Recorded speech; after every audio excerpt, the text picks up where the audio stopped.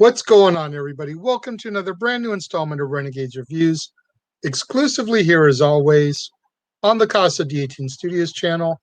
I, of course, am your host, the Renegade JJ Williams, and today we close the book on the golden age of the Walt Disney Animation Studios as we discuss from 1942, Bambi, starring the voice talents of John Sutherland, Sam Edwards, Sterling Holloway, Paula Winslow, Will Wright, Ann Gillis, and Fred Shields.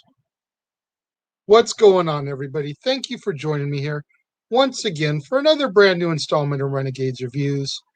And as I said, today we close the book on the golden age of the Walt Disney Animation Studios.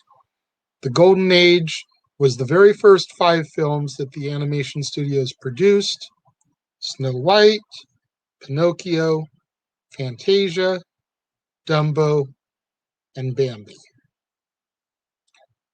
Honestly, all things considered, not a bad start to the animation studios, and there's reason why that is called the golden age. Tomorrow we will begin the wartime era, or the package film era, referred to by both names. And those are going to be films that were basically concepts and shorts that were just kind of being kicked around the offices in order to create movies so that the film division didn't completely die, while the rest of the company was either serving in the war or creating propaganda films for the war. So, by most accounts, those films are definitely a little bit weaker, but they're part of the lineage, and we're going to start taking a look at those tomorrow. But before we get there, let's get into Bambi here, shall we?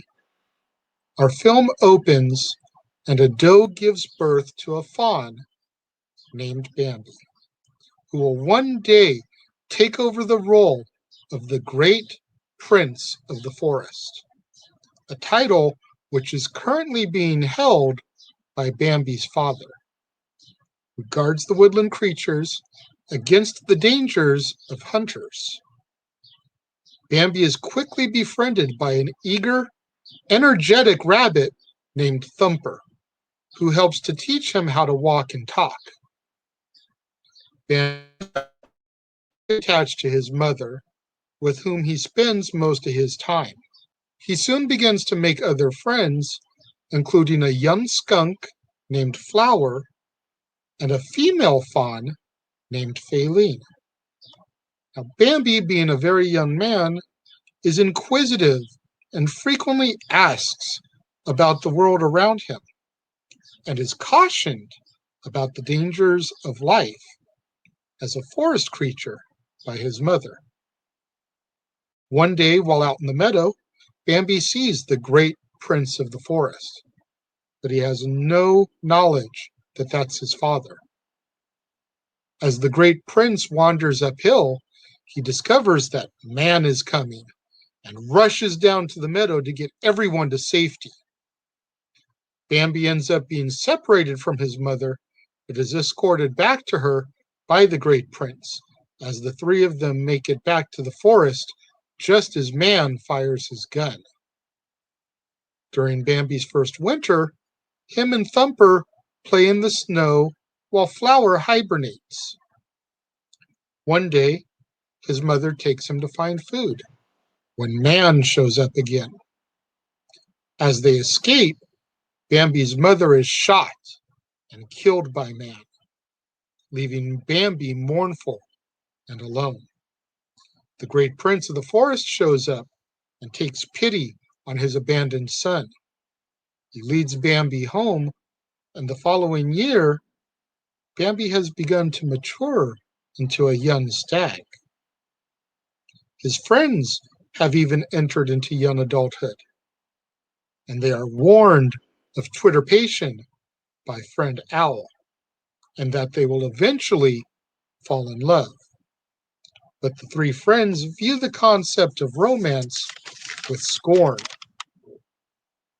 Soon enough, though, Thumper and Flower encounter their beautiful romantic counterparts and abandon their former thoughts on love. And Bambi even soon encounters Faline as a beautiful young doe. However, their courtship is quickly interrupted and challenged by a belligerent older stag named Rano, who attempts to force Faline away from Bambi. Bambi successfully manages to defeat Rano in battle and earns the right to Faline's affections. Bambi is awakened afterwards by the smell of smoke. He follows it and discovers that it leads to a hunter's camp. His father warns Bambi that Man has returned with even more hunters. And in the turmoil, Bambi is separated from Faline and searches for her on the way back as the two flee to safety. Bambi soon finds Faline, and she's cornered by Man's vicious hunting dogs, which he manages to ward off. Bambi is able to escape them and is shot at by a hunter. Meanwhile, at Man's camp, their campfire suddenly spreads into the forest, resulting in a wildfire from which the forest residents flee in fear. Bambi, his father, Faline, and the rest of the forest animals manage to reach shelter on a riverbank. The following spring, Faline gives birth to twins under the watchful eye of Bambi, the new great prince of the forest. You know, I talked about this a little bit yesterday with Dumbo, but in my opinion, Bambi is the type of film that little boys and little girls can sink their teeth into, because it's more about the story than it is about anything else. Bambi just has that relatability factor. Again, the parent-child relationship. First, very heavily with his mother. Bambi and his mom.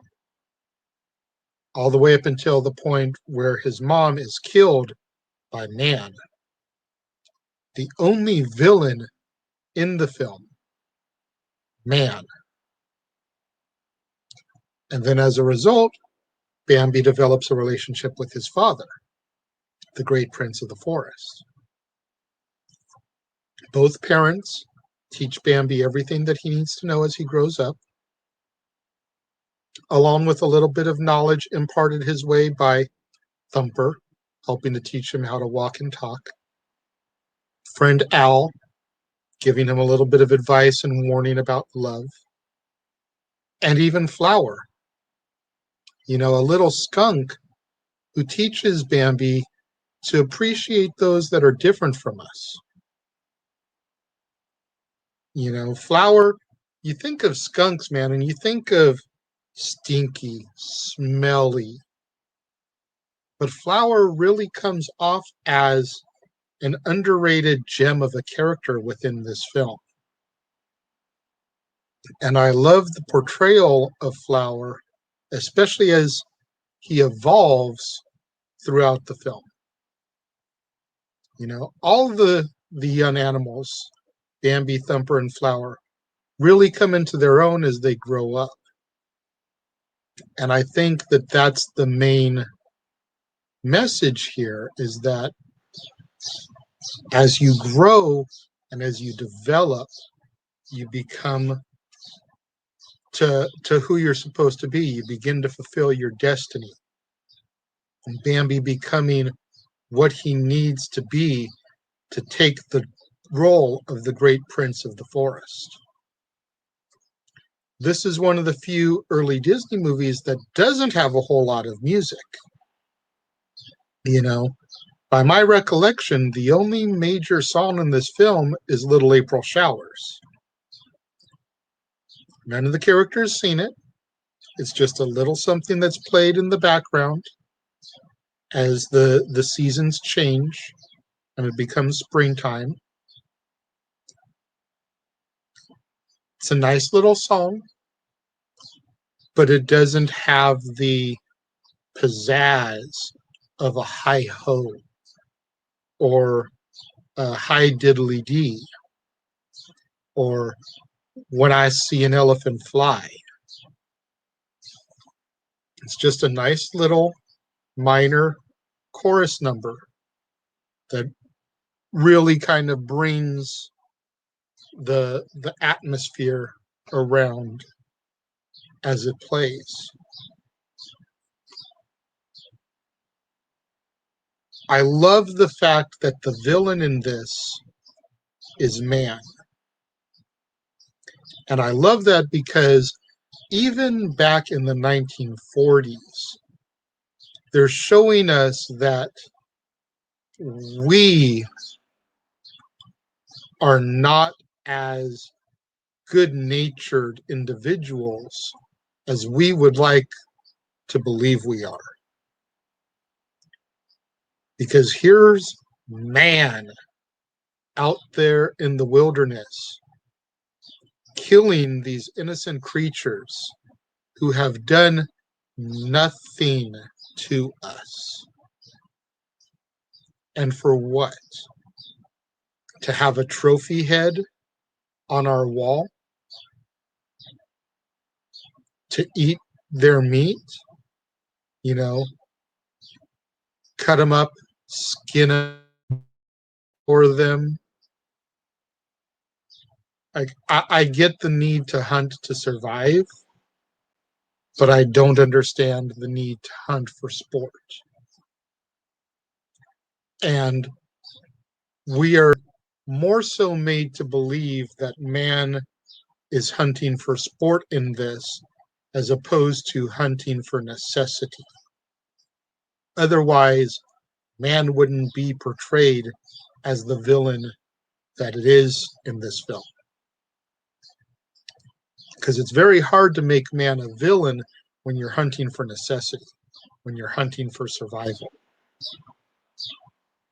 Just a little food for thought to think about there. Now, when it comes to this film, you know, I don't hold it in the same esteem as I hold Dumbo, obviously, now. Nor do I hold it in the esteem that I hold Pinocchio. But it's right there. Bambi gets 4 out of 5 stars from me. Solid way to close out the golden age of Walt Disney Animation Studios. I love it. This is one of the ones that I can say, you know what? I'm going to watch Bambi today. Pop in my DVD Blu-ray, go to Disney Plus, whatever I'm feeling at the time, watch it. Unlike some of the other films from this era, like Snow White, like Fantasia, this one is one that is very, very easy to get repeat viewings from out of me. What do you guys think of Bambi? Let me know if you're watching the premiere. Leave your thoughts over here. If you're watching on demand, leave your thoughts down there. Make sure you guys go out on the social medias, though. Get those hashtags trending for me. Hashtag Casa D18 Studios, hashtag Renegades Reviews, hashtag Renegade Returns, and of course, the ever popular #shenanigans. We interrupt this episode of Renegades Reviews for an important announcement about merchandising. Merchandising? What's that? Merchandising. Come, I'll show you. Merchandising, where the real money's made. Make sure you go over to teespring.com/stores/Jeff Meacham Network for all the t-shirts you see here from the West Coast professor, Jeff Meacham himself. You can get shirts for the Jeff Meacham Network, Talk Wrestling, as well as the red and gold Meachamania shirts. And while you're there, don't forget to get your shirts of the Casa D18 Studios Brotherhood, the Dads on Wrestling shirt, the Renegade J.J. Williams, Statboy Sports Bar, and the #Statboy Approved shirt. Make sure you go over to teespring.com/stores/Jeff Meacham Network and score your shirts today. Make sure you guys get out there. Do what that commercial just told you. Go to teespring.com/stores/Jeff Meacham Network for all your official merchandise of the Casa D18 Studios Brotherhood. Get you your Renegade J.J. Williams shirt, Dad's Not Always on Wrestling, Statboy Sports Bar, #Statboy Approved, #Shenanigans. Get you your official merchandise of the Jeff Meacham Network. 3 different designs of the Jeff Meacham Network logo for you to choose from, along with Talk Wrestling, Meachamania, and so much more. Also, while you're out there supporting and buying one of those shirts, buy a shirt. Do what that ticker's telling you to do. You want me to get some more movies to be able to review? Send me a donation. Go to that PayPal or go to my Linktree and purchase something off of my Amazon movie wish list. Either way, I greatly appreciate it and the support. You guys have been so good to me these first few months since relaunching the show, tuning in. Granted, I'd love to have more viewers than I get on a regular basis, but I feel like I've gotten a pretty solid core following. And if you guys enjoy what I do, man, make a note of that ticker.